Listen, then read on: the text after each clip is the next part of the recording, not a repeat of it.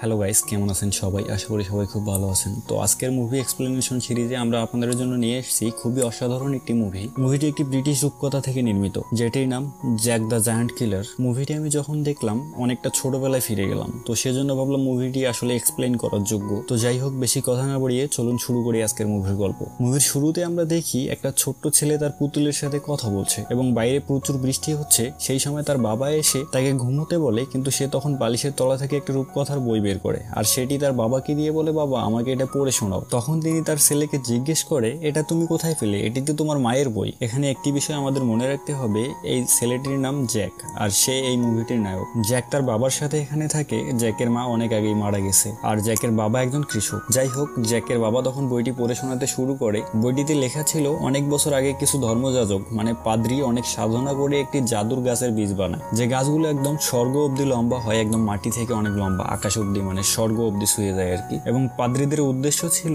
এই গাছ বেয়ে উঠে তারা তাদের ঈশ্বরের সাথে দেখা করবে, কিন্তু সেটা আর হয়ে ওঠে না, কারণ মাটি থেকে স্বর্গের মাঝামাঝি একটা স্থানে কিছু দৈত্য আকৃতি প্রাণী থাকতো, যারা দেখতে কিছুটা মানুষের মতো কিন্তু সাইজ বিশাল। তো পাদ্রীরা যখন সেই জায়গায় পৌঁছায় তখন সেই জায়ান্টদের কবলে পড়ে আর সেই জায়ান্টরা পাদ্রীদের মেরে সেই জাদুর গাছ বেয়ে নিচে নেমে এসে পুরো রাজ্য লন্ডভন্ড করে দেয়। তখন সে রাজ্যের রাজা এরিক সে রাজ্যের সকল পাদ্রীদের ডেকে পরামর্শ করে কিভাবে এই দৈত্যদের কাবু করা যায়। তখন পাদ্রীরা বুদ্ধি করে একটা দৈত্যের হাড় বের করে নিয়ে এসে সেটার উপর তন্ত্রমন্ত্র করে সেটাকে গলিয়ে একটা মাথার তাজ বানায় এবং সেই তাজ যখন রাজার মাথায় দেয় তখন সব দৈত্য রাজার গোলাম হয়ে যায়। রাজা এবার করে কি, রাজা সব দৈত্যদের আবার তাদের আগের জায়গায় ফিরে যাওয়ার নির্দেশ দেয়। তখন সব দৈত্য সেই গাছ বেয়ে আবার আগে তাদের জায়গায় ফিরে যায়। তারপর রাজা সেই গাছ কেটে ফেলে আর পাদ্রীরা যে বীজ বানিয়েছিল রাজা তাদের কাছ থেকে সব বীজ নিয়ে নিজের কাছে রেখেছিল, যাতে করে পরে আর কখনোই বিপদের শিকার হতে না হয়, মানে দৈত্যরা যেন আর পৃথিবীতে আসতে না পারে। তারপর বহুকাল কেটে যায়, রাজা এরিক বুড়ো হয়ে যায় এবং একদিন মারা যায়। তখন পাদ্রীরা রাজার সাথে সেই জাদুর তাজ এবং বীজ কফিনে দাফন করে দেয়। গল্প শেষ হওয়ার পর জ্যাকের বাবা জ্যাককে গুড নাইট বলে সেখান থেকে চলে যায়।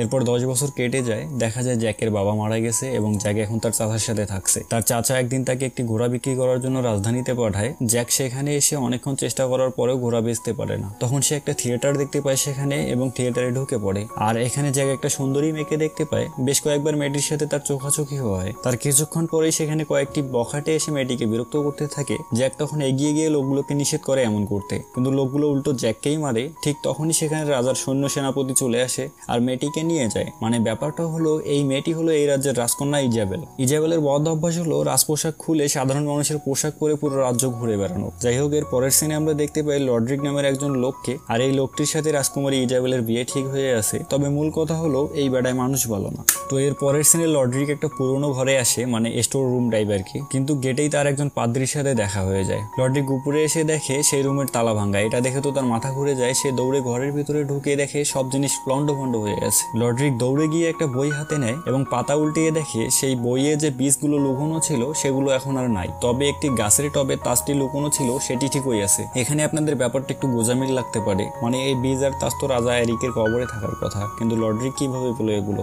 আর কেনই বা সেগুলো এতদিন লুকিয়ে রেখেছিল? ব্যাপারটা তাহলে একটু খুলে বলি। আসলে বিষয়টা হচ্ছে, লড্রিকের গোপন প্ল্যান ছিল সময় মতো সেই জাদুর গাছের বীজ পুঁতে সেই দৈত্যদের আবার পৃথিবীতে ফিরিয়ে আনবে, এবং যেহেতু তার কাছে সেই জাদুর তাজও আছে, অর্থাৎ দৈত্যরা তার গোলামি করবে, তাই সে এই পাওয়ার ইউজ করে পুরো পৃথিবীতে রাজ করবে। এদিকে লড্রিকের নির্দেশে শহরের মেন গেট লক করে দেওয়া হয় যাতে করে পাদ্রী পালাতে না পারে। আর জ্যাক তখনও ঘোড়ার কাস্টমার খুঁজছিল। ঠিক তখনই ওই পাদ্রী জ্যাককে ডাকে আর বলে, আমি তোমার ঘোড়া 10 টাকায় কিনতে চাই, কিন্তু আমার কাছে এই মুহূর্তে অত টাকা নেই। উত্তরে জ্যাক বলে, আমি একজন পাদ্রীর কাছে আমার ঘোড়া বেচবো, এটা আমার ভাগ্যের ব্যাপার, কিন্তু তাই বলে তো আমি খালি হাতে বাড়ি ফিরে যেতে পারি না। পাদ্রী তখন নিরুপায় হয়ে বলে, আমার কাছে টাকা নেই, কিন্তু টাকার চেয়ে মহামূল্যবান কিছু আছে। এই নাও, এই থলেটাতে বিশেষ কিছু বীজ আছে যা অনেক প্রাচীন। আমি তোমাকে এই বীজগুলো জামানত হিসেবে দিচ্ছি। তুমি এই বীজগুলোকে অমুক জায়গায় গিয়ে পাদ্রী পিটারকে দেবে, উনি তোমাকে 10 টাকার জায়গায় 20 টাকা দেবে। তবে সাবধানে, এই বীজগুলো যেন কোনোভাবেই পানির স্পর্শে না আসে। এটা বলে পাদ্রী ঘোড়ায় চড়ে শহরের বাইরে যেতে ধরে, কিন্তু পারে না। লড্রিকের দরবল তাকে ধরে ফেলে। এদিকে জ্যাক বাড়ি এসে তার চাচাকে সব খুলে বলে এবং বীজগুলো দেখায়, কিন্তু জ্যাকের চাচা রেগে গিয়ে বলে, তোমার বাবা মারা যাওয়ার পর থেকে আমি তোমাকে নিজে না খেয়ে খাওয়াচ্ছি, যত্ন করে বড় করেছি, আর তুমি আমার ছোট্ট একটি কাজ ঠিক মতো করতে পারলে না। এটা বলে রাগে দুঃখে জ্যাকের চাচা টেবিল থেকে সব কটা জাদুর বীজ নিচে ফেলে দেয় এবং ঘরের পাটাতনের ফাঁক দিয়ে একটা বীজ নিচে পড়ে যায়, কিন্তু জ্যাক সেটা খেয়ালই করে না। ওদিকে রাজমহলে মহারাজা রাজকুমারীকে রাগ দেখাতে থাকে এরকম বেপরোয়া চলাফেরা করার জন্য, কিন্তু রাজকুমারী মহারাজাকে বলে, বাবা আমি যেহেতু ফিউচারে কোনো না কোনো রাজার রানী হব, তাই আমাকে জনসাধারণের সাথে মিশতে দাও, মানুষের দুঃখ বুঝতে দাও।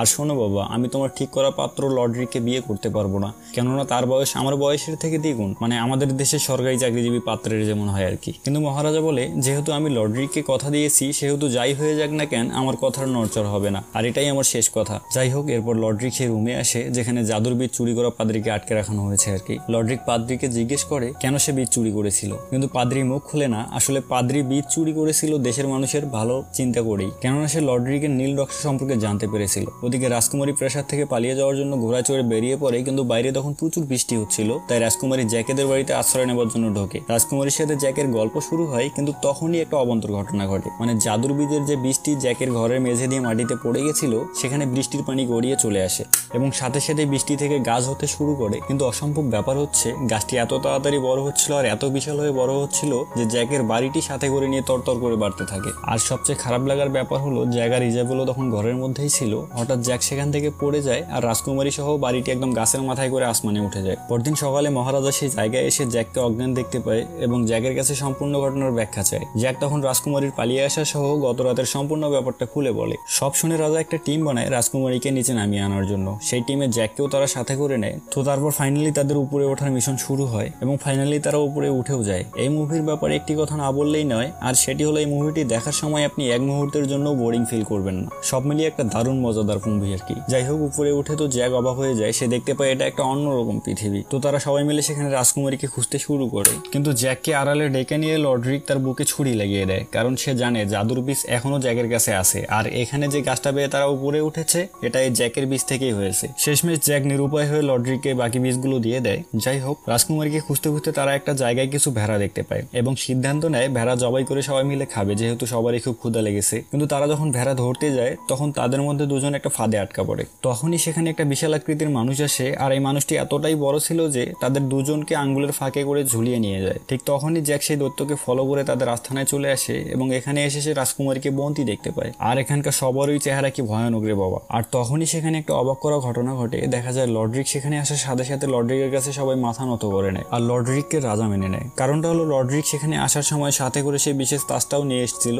যেটা বানিয়েছিল পূর্বপুরুষ রাজা এরিক। তো এখন যেহেতু দৈত্যরা লর্ডরিককে রাজা মানছে, তাই রাজকুমারী লর্ডরিককে বলে দৈত্যদের নির্দেশ দিতে তাদের জন্য ছেড়ে দেওয়া হয়। কিন্তু লর্ডরিক তখন বলে, দুঃখিত, আমি তোমাদের নিয়ে এখন ভাবছি না। আমার প্ল্যান হলো এদের শক্তি ও জনবল দিয়ে পুরো পৃথিবীতে রাজ করা। এরপর লর্ডরিক সকল দৈত্যের মাঝে অ্যানাউন্স করে দেয় আগামীকাল তারা পৃথিবীতে আক্রমণ শুরু করবে। এদিকে জ্যাক লর্ডরিকের চোখ ফাঁকি দিয়ে রাজকুমারীকে বন্দি দশা থেকে মুক্ত করে নেয়। জ্যাক রাজকুমারীর সাথে আরেকটা মানুষকেও মুক্ত করে, যার নাম ছিল অ্যালমট। অ্যালমট হলো রাজকুমারীদের রাজ্যের সেনাপতি। সেই সেনাপতি সিদ্ধান্ত নেয় জ্যাক রাজকুমারীকে নিয়ে আগে পৃথিবীতে যাবে, তারপর সে লর্ডরিক হারামিডার কাছ থেকে তাজ উদ্ধার করে ফিরবে। পরের সিনে দেখা যায় লর্ডরিক তার বিশাল দৈত্যবাহিনী নিয়ে পৃথিবীর উদ্দেশ্যে রওনা দিয়েছে এবং নিচে যাওয়ার উপায় প্ল্যান করার জন্য যখন লর্ডরিক পাহাড়ের কিনারে আসে, তখন অ্যালমট তার উপর হামলা করে, কারণ সে এখনই লুকিয়েছিল। মারামারির এক পর্যায়ে অ্যালমট লর্ডরিককে মেরে ফেলে, কিন্তু লর্ডরিকের তাজ খুলে নেবার আগেই দৈত্যরা লর্ডরিকের মাথা থেকে তাজ খুলে নেয় আর দুই মাথাওয়ালা দৈত্যটি তাদের রাজা হয়ে যায়। যাই হোক, ফাইনালি রাজকুমারী রাজ্যে ফিরে আসে এবং রাজা অনেক খুশি হয়। কিন্তু এই খুশি বেশিক্ষণের ছিল না। পরক্ষণেই দৈত্যরা তাদের পুরো দরবল নিয়ে পৃথিবীতে নেমে পড়ে আর পুরো রাজ্য আক্রমণ করে। একটা গোপন তথ্য আপনাদের বলে দেই, বাহুবলী সিনেমায় যে অ্যাকশন সিনগুলো আছে, সেগুলোর সিড আইডিয়া এই মুভি থেকেই নেওয়া। যাই হোক, বহুত মারামারির পর শেষমেশ জ্যাকরা জিতে যায়, কারণ জ্যাক আবার তাজ নিজেদের দখলে করে নেয় এবং সব দৈত্য আবার মাথা নত করে নেয়। আর জ্যাক তাদের নির্দেশ দেয় আবার আগের জায়গায় ফিরে যেতে। শেষ সিনে দেখা যায় জ্যাক আর রাজকুমারীর বিয়ে হয়ে গেছে আর তাদের দুটো ফুটফুটে বাচ্চাও হয়েছে এবং জ্যাক তাদের রূপকথার গল্প শোনাচ্ছে। এরই মাধ্যমে মুভিটি শেষ হয়ে যায়। আশা করি মুভিটি আপনাদের ভালো লাগবে। আমার তো রূপকথার মুভি দারুণ লাগে। ঠিক এখনো কার্টুন আমার যতটা পছন্দের, রূপকথার মুভিও ঠিক ততটাই পছন্দের। তো ভালো থাকবেন সবাই, টেক কেয়ার, খোদা হাফেজ। আর কাছের মানুষদের ভালো রাখার চেষ্টা করবেন, বিশেষ করে যারা আপনার উপর ডিপেন্ডেড আর কি।